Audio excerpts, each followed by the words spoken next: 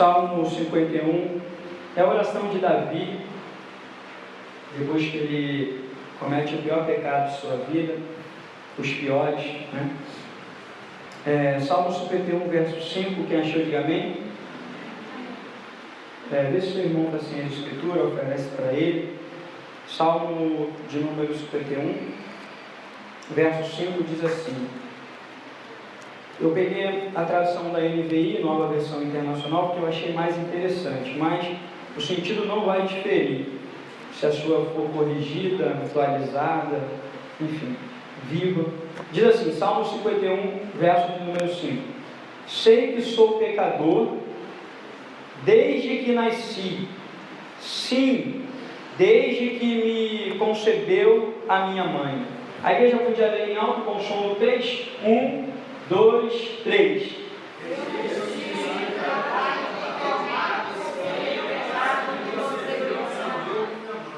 Então nós temos uma palavra aqui, no hino de Salmo. É interessante que esse é um dos salmos mais bonitos da Bíblia Sagrada, ao meu ver. Posso estar errado, mas eu acho um salmo muito bonito, porque é um salmo que mostra a misericórdia de um grande Deus a um grande pecador. E esse pecador era o salmista Davi, o rei de Israel.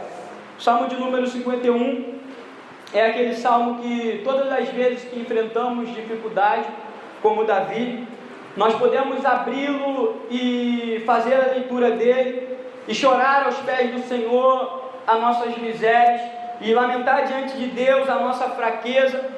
E Davi, ele fez isso após o profeta Natan o repreender duramente pelos seus erros que havia cometido. Eu não quero parar muito aqui na história, porque eu acredito que os irmãos já conheçam a história, mas eu quero falar sobre este verso a qual nós acabamos de ler, especificamente esse verso. Todo o salmo é lindo e acredito que os irmãos já conheçam, já tenham lido várias vezes, mas agora o verso de número 5 que diz: sei que sou pecador desde que nasci, sim, desde que me conheceu a minha mãe. Eu queria falar hoje sobre isso, sobre o pecado na vida do ser humano, o pecado na vida do ser humano desde do seu nascimento, como está bem escrito aqui pelo salmista Davi. Eu não sei se Davi já compreendia a questão da depravação humana antes de acontecer isso com ele, ou se depois que aconteceu isso com ele,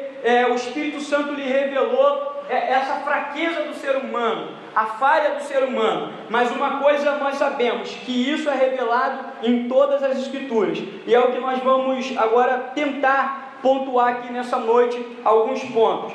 A grande maioria dos cristãos dessa geração, mesmo alguns mais ortodoxos e saudáveis na fé, pensa que nascemos inocente e puro. Em outras palavras, que os bebês são inocentes e não pecadores, que o nascido de mulher nasce puro e não depravado. Mas as Escrituras declaram isso, que na miséria do homem, que a miséria do homem que contém a maior revelação das Escrituras. Ou seja, não é possível eu ser um cristão saudável, não é possível eu ser um cristão que desfrute da bênção de Deus se eu não tiver esta compreensão da revelação das Escrituras. Qual compreensão? Que o homem nascido de mulher nasce com pecado. Isso que Davi falou no capítulo de número 5 precisa ser muito bem frisado na nossa mente, que nós já nascemos com o pecado. Calvino, ele diz que só tem uma coisa que o homem traz do ventre da sua mãe, e esta coisa é o pecado. Ou seja, à medida que nós nascemos, nesse momento o pecado já está conosco, o pecado já está enraizado dentro do nosso ser, nós já temos a inclinação para o pecado. Por isso que Jesus vai dizer a Nicodemos: quem é nascido da carne é carne. Em outras palavras, quem é nascido da carne é carnal, é morto. Ou seja, em Adão nós morremos. No primeiro homem, quando Deus disse para Adão não comer daquele fruto, Deus falou que o dia que Adão comesse do fruto da ciência do bem e do mal, Adão iria morrer. E ali no dia que Adão comeu, ele morreu, exatamente como a Bíblia diz, não fisicamente como nós entendemos de morte, de tomarmos um tiro e expirarmos a nossa existência aqui, mas Adão morreu espiritualmente. Ele foi expulso do jardim do Éden e perdeu a comunhão que ele tinha com Deus. Ele foi morto. E a Bíblia diz lá no livro de Romanos, no capítulo de número 5, no verso de número 12, que por um homem entrou o pecado no mundo, e com o pecado a morte. Por isso a morte passou a todos os homens, e por isso todos pecaram e destituídos estão da glória de Deus. Então, quando Adão pecou e morreu espiritualmente, todos os seus descendentes morreram juntamente com ele. Todo aquele que viesse nascer de mulher ia nascer morto pelos pecados, ia nascer inclinado para o pecado. E é isso que o salmista está querendo dizer, quando ele, sendo o rei de Israel, quando ele, sendo um homem segundo o coração de Deus, quando ele peca, ele então diz: realmente o homem, ele nasce em pecado, dentro do ser humano está o pecado. E isso é uma doutrina muito importante para nós podermos entender. Abra sua Bíblia comigo em Efésios capítulo de número 2, para podermos entender essa questão da morte. Efésios capítulo de número 2, Paulo vai explicar isso à igreja que estava em Éfeso, no capítulo 2, verso 1. Vocês estavam mortos em suas transgressões e pecados, nos quais costumavam viver quando seguiam a presente ordem deste mundo, e o príncipe do poder do ar, do espírito que agora atua nos que vivem na desobediência. Anteriormente todos nós também vivíamos entre eles, satisfazendo a vontade da nossa carne, seguindo os desejos do pensamento, como os outros éramos por natureza merecedores da ira. Então, Efésios capítulo de número 2, Paulo está descrevendo isso, que estávamos mortos. Por quê? Porque ele está dizendo no passado, porque ele estava escrevendo na igreja, estávamos mortos nos nossos delitos e pecados, ou seja, éramos por natureza filhos da ira. O que quer dizer? Paulo está dizendo para nós? Paulo está dizendo para nós que a ira de Deus permanece sobre os filhos de Adão. Ou seja, basta a gente nascer que a gente já está em inimizade com Deus. Basta a gente existir que já somos inimigos de Deus. Por que nós somos inimigos de Deus? Porque nós vamos correr para o pecado. Porque a nossa natureza vai se inclinar para o pecado. Porque sempre um filho de Adão vai escolher o pecado, vai escolher fazer aquilo que é errado. E aí a gente pode começar aqui a fazer um panorama para ver se é de fato assim nas Escrituras. Por exemplo, abre Salmos 58, 3. Salmo de número 58, verso 3. Salmos 58, verso de número 3. Olha o que diz as Escrituras Sagradas: os ímpios erram o caminho desde o ventre, desviam-se os mentirosos desde que nascem. Sua tradução pode estar um pouco diferente, mas é basicamente o que está escrito em Salmo 51 também. Desde o ventre nós erramos o caminho, ou errávamos o caminho. Então, se nós formos fazer uma análise, nós vamos ver que à medida que Adão peca e ele é expulso do Éden, o pecado entrou, agora Adão vai ter um filho, e a Bíblia diz que dois filhos, Caim e Abel. E quando nós pecamos contra Deus, a tendência é pecarmos contra o nosso próximo também. Quando nós estamos afastados de Deus, a tendência é nós fazemos mal ao nosso próximo também. Por isso que, se você olhar para a humanidade e ver o caos que está, a resposta é essa. Qual é a resposta do caos da humanidade? O homem está afastado de Deus. O homem está morto em seus delitos e pecados, e por isso ele faz mal ao seu próximo. Então esse homem que nasce morto agora, filho de Adão, ele olha para o seu irmão, e ele vê a bênção na vida do seu irmão, e ele inveja o seu irmão. A Bíblia diz que Caim pega Abel e o mata, por causa de inveja. Então ali você já começa a ver a questão do mal no coração do ser humano. Então a civilização aumenta, o tempo passa, e a Bíblia diz que vai aparecer um homem nas Escrituras chamado Lameque. Esse homem já agora quer ter duas mulheres. Esse homem agora já mata outro homem, tem um sentimento de vingança tremendo, coisa que Deus não falou que era para fazer, os homens começam a fazer? Ou seja, no princípio criou Deus o homem e a mulher, e Jesus disse isso. Agora ele toma outras mulheres, já começa a errar o mandamento de Deus, provando que o homem está inclinado para o pecado. E o tempo passa e nós vamos chegar na era de Noé. E na era de Noé a Bíblia diz que Deus olhou do céu e viu que toda a humanidade tinha pervertido o seu coração. Deus olhou e viu que a imaginação do coração do homem era má, continuamente má. E a Bíblia diz que, algumas traduções trazem até que Deus se arrependeu, né? Aí as pessoas falam, mas Deus se arrependeu. Deus não se arrepende, ali pesou o coração de Deus. Ou seja, o coração de Deus se entristeceu quando Deus olhou do céu e viu que toda a obra que o ser humano fazia era má, matava-se uns aos outros. E o que Deus precisou fazer? Deus, ele manifesta a sua justiça a um homem chamado Noé, manda ele construir a arca, e então ele vem e manda o dilúvio para poder passar aquela geração toda, eliminar. Deus derrama a sua ira sobre todos aqueles pecadores que estavam vivendo na época de Noé, para então começar uma nova geração a partir desse homem que era temente a Deus. Só que a Bíblia diz que quando Noé desce da arca e planta uma vinha, ele se embriaga com o vinho dessa vinha. Ele bebe, fica embriagado, e ele tira a sua roupa e fica nu. Agora a Bíblia diz que seu filho vem e vê a nudez do seu pai e debocha do seu pai. Alguns estudiosos vão dizer até que ele conhece seu pai no sentido de um ato, mas não vem ao caso. Mas uma coisa é, algo terrível aconteceu ali, e Noé, quando vê, ele lança uma maldição sobre o seu filho. Ou seja, vocês estão conseguindo ver que desde o início, aonde está o ser humano, está o pecado, está a falha. Ou seja, isso está enraizado no coração do homem. Quando Deus traz Noé e sua família para poder povoar a terra, agora uma terra de justiça, não, pelo contrário, a maldição vem sobre Canaã e sobre Cão, e sobre os descendentes de Cão vai aparecer um homem chamado Nimrod. Esse homem chamado Nimrod, a Bíblia diz que ele era poderoso caçador, mas não era poderoso caçador de animais, ele caçava homens e fazia escravos de homens. Ou seja, a primeira hora que aparece na Bíblia escravidão é ali, e a primeira hora que aparece na Bíblia idolatria também é ali. Ou seja, Nimrod vai reunir todo o povo para poder construir uma grande torre que pudesse chegar até o céu. Pasmem vocês, às vezes nós ouvimos a história da Torre de Babel assim: os homens queriam encontrar a Deus, eles queriam chegar até Deus. Não era nada disso. Não era isso.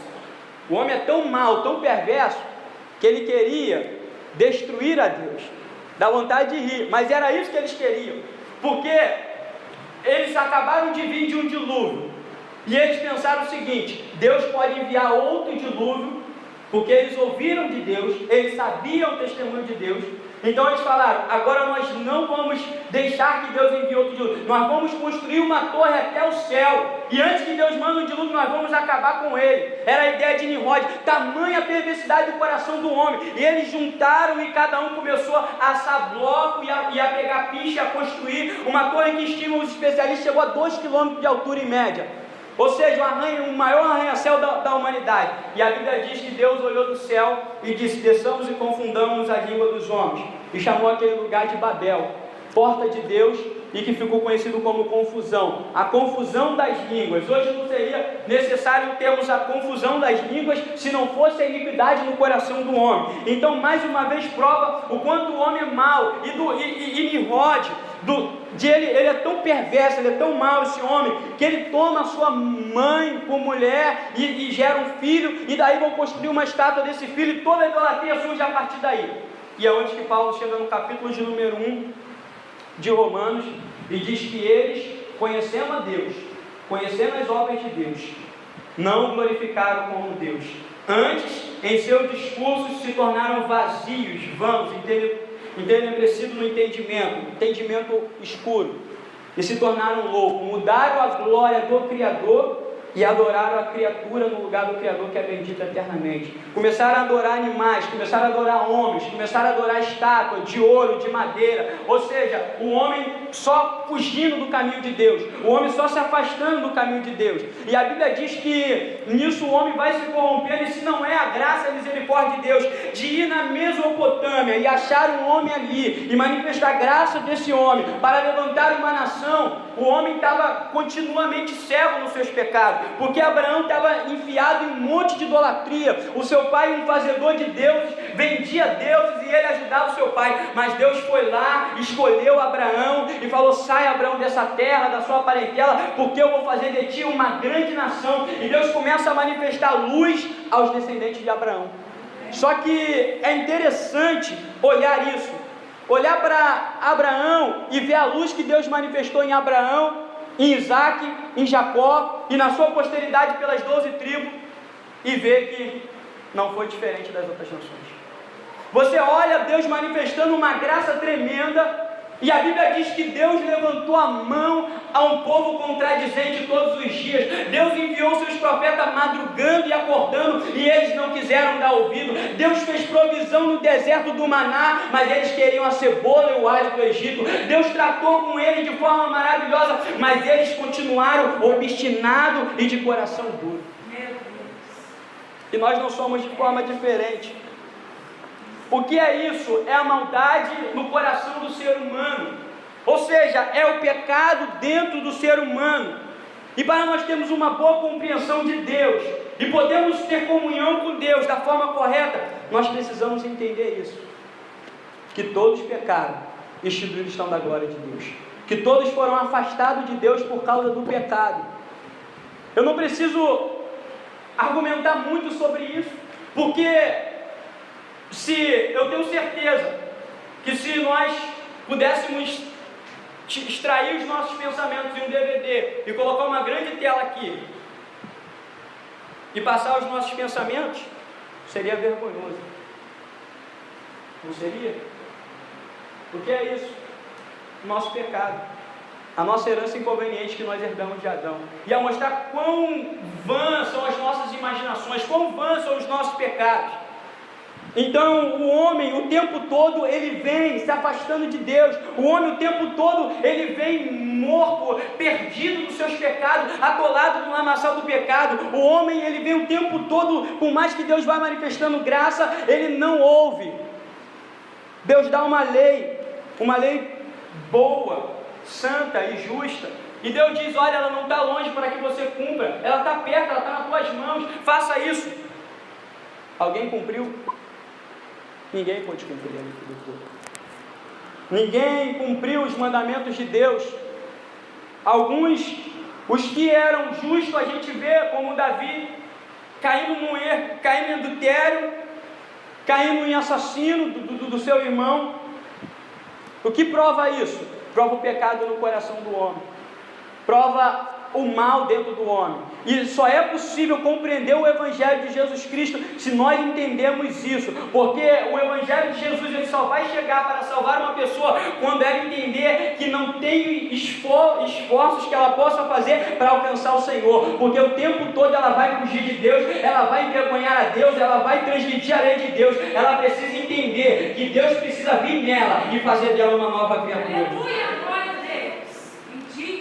Então o que ela precisa fazer é chorar e se arrepender todos os dias pelos pecados, chorar e falar: Deus, muda o meu interior. E Deus disse: olha, uma nova aliança com a casa de Israel e com a casa de Judá eu farei, eu escreverei a minha lei nos seus corações e todos me conhecerão, desde o menor até o maior. É Deus que promete fazer. Deus falou: eu vou tirar o coração de vocês duro de pedra e vou dar um coração de carne e colocarei dentro de vocês o meu espírito, então vocês me conhecerão. Ou seja, a obra que Deus promete fazer, é Ele que promete realizar esta obra poderosa, porque o homem, ele está perdido nos seus caminhos. Se alguém hoje em dia isso é negado, as pessoas falam assim: já eu vou para Deus quando eu quiser, eu não quero ir hoje não. Isso é a pior tolice que existe. Eu vou para Deus quando eu quiser. Está mortos em delitos e pecados. Se a graça de Deus não alcançar esta pessoa, ela não pode vir para Deus. não é quando nós quisermos, é o Senhor que opera em nós por misericórdia quando nós nos arrependemos. Por isso que a gente vê como Jesus ele vem e como ele foi rejeitado pelo seu próprio povo, e como ele foi acusado de fazer a obra do diabo. Ele foi acusado de ser usado pelo Satanás. Por quê? Porque ele estava pregando a palavra de Deus, porque o homem é rebelde nos seus caminhos. De vez eles ouviram a voz do Senhor, pelo contrário, eles se endureceram cada vez mais e queriam matá-lo. Se não for a graça de Deus para quebrantar o nosso coração, se não for o Senhor para vir até nós estamos completamente perdidos. É por isso que Jesus ele pregava o evangelho do arrependimento e do reino. Ele dizia: arrependei-vos, porque é chegada a vós o reino dos céus. O cristão ele precisa se arrepender, e o não cristão também se arrepender, para que Cristo seja criado dentro de nós, para que haja uma criação de uma nova natureza, porque a nossa natureza é velha e morta. Se Deus não fazer uma nova natureza e viva, nós estamos condenados. Nicodemos, ele veio até Cristo querendo descobrir, ele não queria salvação, ele queria descobrir o poder que Jesus tinha. Ele era orgulhoso, ele achava que ele sabia mais do que Jesus, mas só que ele sabia que Jesus tinha um poder que ele não tinha, e ele queria aquele poder. Mas quando ele chegou até Jesus, Jesus disse para ele: Nicodemos, é necessário você nascer de novo. E essa palavra nascer de novo significa nascer do alto. Se você não nascer do alto, você não pode ver o reino dos céus, porque o homem é nascido da carne, o homem é nascido de baixo, o homem é nascido morto. Mas Jesus falou: é necessário você nascer de Deus, Nicodemo. Deus precisa vir sobre você e te fazer uma nova criatura. O vento sopra aonde quer, ninguém sabe para onde vem nem para onde vai. Assim são aqueles guiados pelo Espírito Santo. Sabe o que é? A salvação é um mistério. O Espírito está soprando e ele sopra aonde ele quer, e ele derrama graça aonde ele quer. Louvado seja o nome do Senhor. E você deveria ser muito grato se Deus derramou sobre a sua vida. Louvado seja. Ele disse para Nicodemos: não adianta, precisamos chorar e nos arrependermos para que essa obra de regeneração seja feita em nós. Paulo diz: aquele que está em Cristo é uma nova criatura. As coisas velhas passaram e tudo se fez novo. Se as coisas não se fizerem novas, não adianta. Quanto que eu sei das Escrituras Sagradas, não adianta quantas escolas bíblicas eu permaneço, eu frequento, não adianta. Se não houver um novo nascimento, nascer de novo, não adianta vir à igreja todo domingo ser batizado. Pode acontecer tudo isso, mas o novo, Nicodemos tinha tudo isso, ele tinha batismo, tinha certificado de teólogo, um dos mais conceituados de Israel. Mas Jesus olhou para ele e falou: Nicodemos, joga tudo isso no lixo e nasça de novo, porque se você não nascer de novo, você não vai poder ver o reino de Deus. Também o apóstolo Paulo, graduado, doutorado no Sinédrio, perseguindo os crentes. Se Cristo não vem como uma luz para ele, para poder falar: Paulo, dura para ti recalcitrar contra os meus aguilhões, e gerar nele uma nova criatura, ele ia continuar perdido com todo o seu conhecimento. Jesus disse: Pai, graça te dou, porque o por todos sábios e entendidos revelou aos pequeninos. A salvação é uma revelação. Jesus está dizendo isso para nós. Pai, graça te dou, porque houve todos sábios e entendidos e revelou aos pequeninos. Se Deus tem revelado a nós essa salvação, é o bem mais precioso que nós temos que ter, e nós temos que viver em arrependimentos constantes para que essa salvação esteja evidenciada na nossa vida, produzindo fruto digno de arrependimento.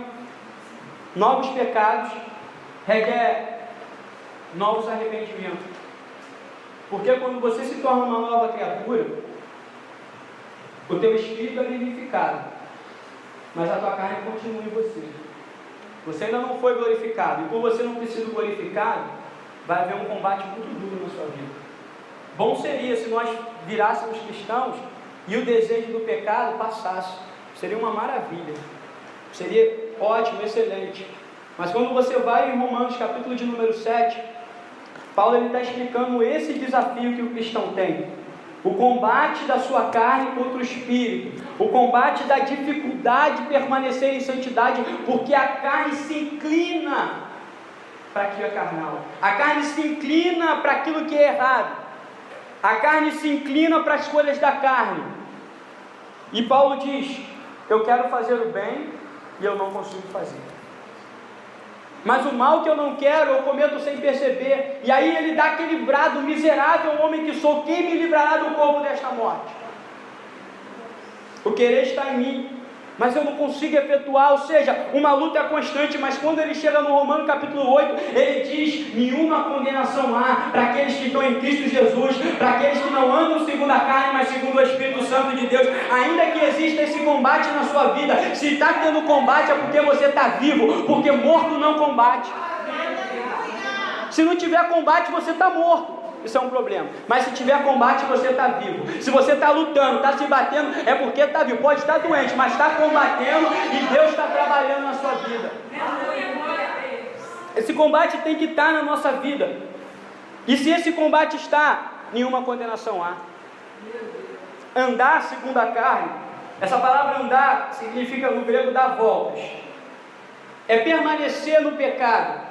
Mas João, ele diz na segunda epístola de João, que o nascido de Deus não permanece na prática do pecado. Ele não pode permanecer na prática do pecado, porque a semente de Deus está nele. Que semente é essa? A semente da regeneração. Deus vem do alto e planta uma nova semente no coração do crente. Ele é outra criatura, não é mais cidadão da terra, ele é cidadão do céu, esperando a redenção e a glorificação.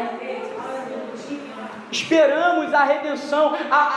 Toda a natureza foi corrompida, e a natureza anseia por essa redenção, e a natureza geme com dor de parto, juntamente com os filhos de Deus, que geme juntamente com a natureza, esperando a glorificação. Nós, para podermos entender isso, só tem uma maneira do cristão vencer o pecado, e essa maneira é olharmos para a cruz de Cristo. Só existe um meio de vencer o pecado, e o pecado é vencido através da cruz, porque foi ali que o pecado foi crucificado, foi na cruz, que o pecado foi vencido, foi na cruz. Ou seja, se nós morremos com Cristo também viveremos. É por isso que Paulo fala: estamos mortos agora para o pecado e vivos para Deus. Estamos mortos não com o pecado no mundo, mas mortos para o pecado e vivos para Deus. Então, se nós estamos assim, nós estamos andando com Cristo. Só há um segredo de sermos vitoriosos, e o segredo é andar com Cristo. O segredo é estar com Cristo. Se você olhar, fazer uma leitura pormenorizada, como o Rafael pregou aqui, errais por não conhecer a Escritura, e ler as epístolas do apóstolo Paulo, ele vai dizer: em Cristo, em Cristo, em Cristo, em Cristo Jesus. Todas as vezes ele vai falar: em Cristo somos mais que vencedores. Nem a vida, nem a morte, nem o principado, nem a potestade, nada pode nos separar do amor de Cristo, que está derramado em nossos corações. Quando nós estamos unidos em Cristo, nessa nova natureza, não tem nada que pode nos remover. Estamos guardados. Agora nós precisamos olhar para Cristo, para a vida de Cristo e para a obra de Cristo, para podermos vencer o pecado. Se você olha para a cruz e consegue ver na cruz Cristo, o justo, que não teve pecado algum, aqueles todos que eu falei que transgrediu a lei, Noé, beberrão, Davi, adúltero, cada um que pecou, e os outros todos pecaram. Ninguém cumpriu a lei de Deus. Mas quando a gente olha para Cristo, a gente vê Ele o único que cumpriu a lei de Deus. Vê que Ele fez tudo que a lei mandou, tudo foi aprovado.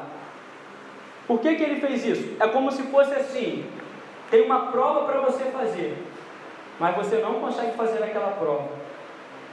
Você não consegue passar aquela prova. Cristo vem e cumpre todas as etapas para você. Foi isso que aconteceu.